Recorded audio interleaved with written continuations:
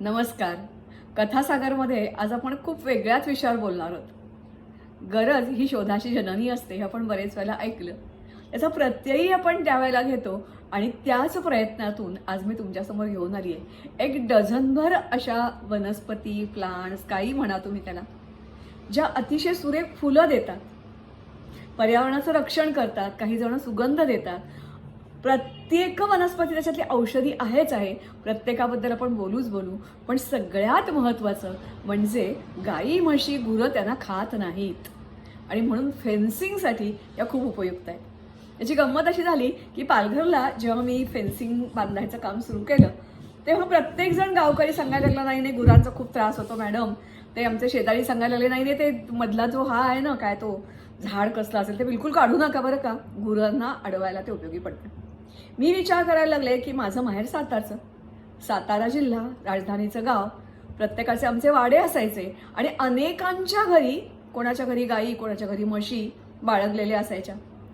अनेक जणांकडे छोटी छोटी जी लोकं होती त्यांच्याकडे बकऱ्या, शेळ्या असं काहीतरी पाळलेलं असायचं. मग आमची झाडं कशी खाल्ली जायची नाहीत. म्हणजेच आमच्या देवघराच्या बरोबर समोर एक मोठं घाणेरीचं झाड होतं, त्याला कधी तोंड लावलं नाही. मागे उकेड्यावर रुईची झाडं होती, त्याला त्या शेळ्यांनी कधी तोंड लावलं नाही. एवढंच कशाला, अनेक जणांच्या घरासमोर, आमच्या घराच्या समोर एक त्रिकोण असा डोंगर टेकडीसारखं आहे, त्याच्यावर असंख्य असंख्य घाणेरीची झाडं, काही कंपाऊंड वगैरे नाही, ते कोणी खायचं नाही. आमचा आणि अभ्यंकरांचा वाडा ह्याच्यामध्ये मेंढी होती लावलेली, ती कधी शेळ्या खायच्या नाहीत.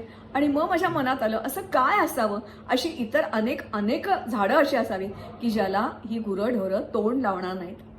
म्हणजेच तुमच्या प्रॉपर्टीच्या आतलं रक्षण तर करतीलच करतील आणि त्याच्याबरोबर तुमच्या फेन्सिंगची शोभा वाढवतील. कलरफुल फेन्सिंग करतील, त्याच्यामध्ये फुलपाखरं येतील, कीटक येतील, परागभिवन वाढेल, तुमचं पीक वाढेल आणि अर्थातच सुगंध म्हणजे ॲरोमा थेरपी वेगळी जी लोकांना घ्यावी लागते ती तुम्हाला बिलकुल घ्यावी लागणार नाही. अशी कोणकोणती आहेत ही वृक्ष? आत्ता मी उल्लेख केला ती मेहंदी तर आहेच आहे, त्याचबरोबर कण्हेरी आहे, सदाफुली आहे, घाणेरी आहे. आणखीन कोणकोणते वृक्ष आहेत, छोटीशी झलक बघूया आणि मग याच्या पुढच्या कधीच्या भागामध्ये ओळीने आपण प्रत्येक या झाडाबद्दल माहिती मिळवूया. चला तर मग या फुलांच्या विश्वात, की जी फुलं फुलतात आणि जिथे फुलतात, ज्या बॉर्डरवर उगवतात, त्याच्या आतल्या पिकाचं रक्षण सुद्धा करतात. नयन सुख सगळ्यांना देतात, सगळ्या परिसराला सुगंधित करतात. असंख्य किड्या, मुंग्या, फुलपाखरं यांना आकर्षित करतात आणि बरंच काही काही करतात. चला तर मग ह्याला म्हणतात टेम्पल ट्री, कारण बरेच वेळेला देवळामध्ये हे लावलेलं आढळतं, देवळाच्या आसपास आढळतं. याच्याशिवाय डोंगरांवर आपणहूनच वाढलेलं, कोणी लावावं लागत नाही, सहज वाढतं. आणि दुसरी गोष्ट म्हणजे वेगवेगळ्या रंगात शहरातही लावलं जातं. देवाला व्हायला वापरतो ती तगर, किंवा त्याला अतिशय छान उपमा दिलेली आहे चांदण्यांचं झाड शरदिनी ढाणूकर यांनी. हे पण कडवट असतं. ही आपली कण्हेर आहे, वेगवेगळ्या रंगात, सिंगल असते, डबल असते. झाडं काही लहान होतात, काही मोठी होतात आणि वेगवेगळ्या रंगामध्ये आढळणारी ही कण्हेर, याला पण गूर जराही तोंड लावत नाही आणि थोडीशी कडवट अशी असते असं म्हणतात.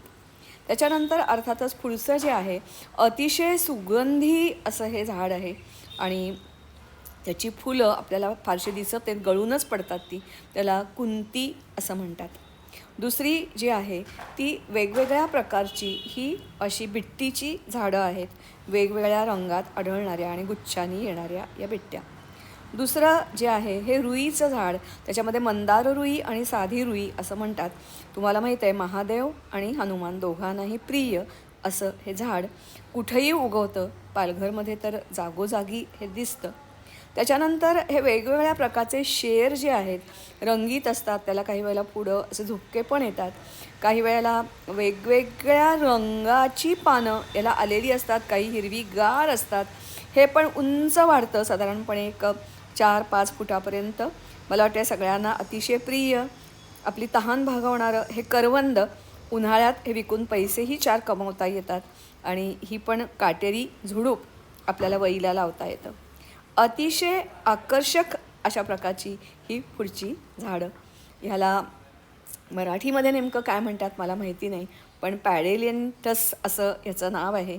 जांभळ्या रंगाची, जांभळ्या रंगात विविध प्रकारच्या शेड्स असणारी अशी ही झाडं. मला वाटते बघूनच तुमचं सगळ्यांचं, म्हणजे आपण लहानपणी जेव्हा चित्र काढायला सांगतात फुलांचं तेव्हा सहजपणे अशा पाकळ्या काढतो, पण अशी ही फुलं आहेत. त्याच्यानंतर अर्थातच पुढचं जे आहे त्याला फायर बुश असं म्हणतात. फायर बुश अर्थातच आता बऱ्याच ठिकाणी ह्याची वेल टाईप ही लावलेली तुम्हाला आढळते. त्याच्याशिवाय पुढची जी आहे ती अर्थातच ह्या फायर बुशचेच हे वेगवेगळे प्रकार आपल्याला दिसतात. अर्थातच पुढे सगळ्यांना तुम्हाला ओळखीची अशी एक झाड ज्याची मी ओळख करून देणार आहे. राजस्थानी स्त्रिया लग्नाकार्यात आपण याचा जरूर वापर करतो. सौंदर्य वाढवणारं असं हे झाड, हिना किंवा मेहंदी. चकित झालात ना? हे पण गुर तोंड लावत नाही असं हे झाड. त्याच्यानंतर ह्याचं नाव आहे टेकोमा. दिसतात ही फुलं बिट्टीसारखीच, पण त्याच्यापेक्षा थोडीशी वेगळी आणि मोठी मोठी उंच उंच जवळजवळ 10, 12, 15 फुटापर्यंत वाढणारी अशी ही टेकोमाची झाडं. याच्यामध्येही वेगवेगळे रंग दिसतात. मला वाटते मी गेल्या वर्षी जेव्हा हिंगण्याला गेले होते तेव्हा मी पाहून चकितच झाले. इतक्या रंगाची ही फुलं असतात, जिला आपण हिणवतो घाणेरी, पण हिलाही वास असतो किंचित, पण कुठेही अक्षरशः पटकन वाढते आणि सगळ्यात महत्त्वाचं ही पण वेगवेगळ्या रंगामध्ये तुम्हाला आढळते. या सगळ्या झाडांचं आणखीन एक वैशिष्ट्य आहे, त्यामध्ये यांची लागवड नुसती छाट कलमं किंवा बियापासून सहज होत लागते, पण छाट कलमाच्या साह्याने या सगळ्या झाडांची रोपं सहजपणे वाढवता येतात आणि उन्हाळ्यातही लावता येतात आणि अगदी कमी पाण्यात ही वाढणारी सगळी झाडं तुम्हाला सगळ्यांनाच खूप आवडतील अशी. ही आहे सदाफुली. सतत खरोखरीच हसत राहणारी, भरपूर उन्हातही वेगवेगळ्या रंगात रंगलेली ही सदाफुली. ही अनेक औषधी तर आहेच आहे, पण सहजपणे कुठेही उगवते. तिला फारशी जमीन लागते असं सुद्धा नाही. किती रंग आहेत बघा, पांढरा, गुलाबी, जांभळा, केशरी, तुमचं मन मोहून टाकणारी अशी ही सदाफुली. नावच किती छान आहे ना, सदा फुलणारी ती सदाफुली. शाळेत तुम्हाला आठवत असेल ह्या अशा पाकळ्या आपण बरेच वेळेला बघतो, काढतो. आणि त्याच्या पुढचं जे झाड आहे ना ते तर अतिशय छान आहे. भरपूर सुगंध असणारं हे झाड, आनंदाचं झाड. अर्थातच हा रंग पांढराच असतो आणि एका वर्षातून 2दा किंवा 3दा याला बहर येतो. आणि एकदा हे झाड बहरलं की खरोखरी अनंत, म्हणजे माझ्या दारात जेव्हा पूर्वी अनंत होता, आत्ता कळी फुलली म्हणता म्हणता इकडे तिकडे तिकडे तिकडे शेकडो कळ्या फुलायच्या. असं हे अनंताचं झाड. कसा वाटला फेरफटका? आणि गावावाले तुम्हाला आणखीन एक आहे बरं का, तुमच्या भागात मी जेव्हा जेव्हा येते ना त्या वेळेला मला आणखीनही काही मी ऑब्झर्व केलं आहे. तुमच्या एवढं ग्रामीण भागाचं ज्ञान मला बिलकुल नाही, पण तुमच्या भागात मला पक्षी फारसे आढळले नाहीत.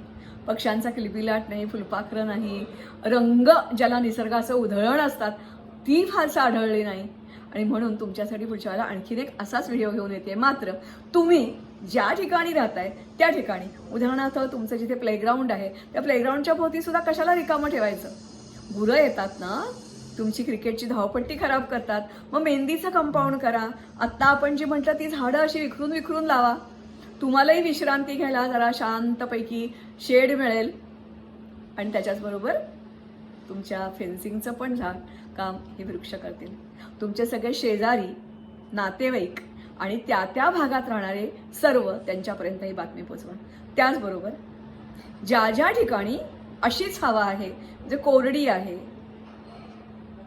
सुकी आहे, त्या प्रत्येक ठिकाणी भरपूर पाऊस पडतोय तो भाग वेगळा. इथे पण काही वेळेला खरं भरपूर पाऊस पडतो, पण उन्हाळ्यात मात्र पाणी कमी असतं झालेलं. अशा सगळ्या भागांना ही उपयुक्त आहेत. मजा म्हणजे मी जेव्हा माझ्या मुलीकडे जाते त्यावेळेला ती सध्या जिथे राहते मोठी मोठी त्यांची आवार असतात. कोणाचं 3 एकर, 4 एकर, 5 एकर, पण आपल्यासारखं तारेचं फेन्सिंग कुठेच नसतं, तर झाडं लावलेली असतात. इथे मी अनेक अनंताची झाडं बघितली, पण ती अनंताची रोपं झुडपं आपल्यापेक्षा थोडी वेगळी होती. आणखीन वेगवेगळ्या प्रकारच्या वनस्पती बघितल्या. म्हणजेच फेन्सिंगचं काम तारेच्या शिवाय, काट्यांच्या शिवाय या वनस्पती निभावत असतात. आपण असं का नाही करायचं बरं? पर्यावरणाला हातभार लावायचा हा केवढा मोठा देवाने संधी दिली आपल्याला, नाही का? चला तर मग कामाला लागूया.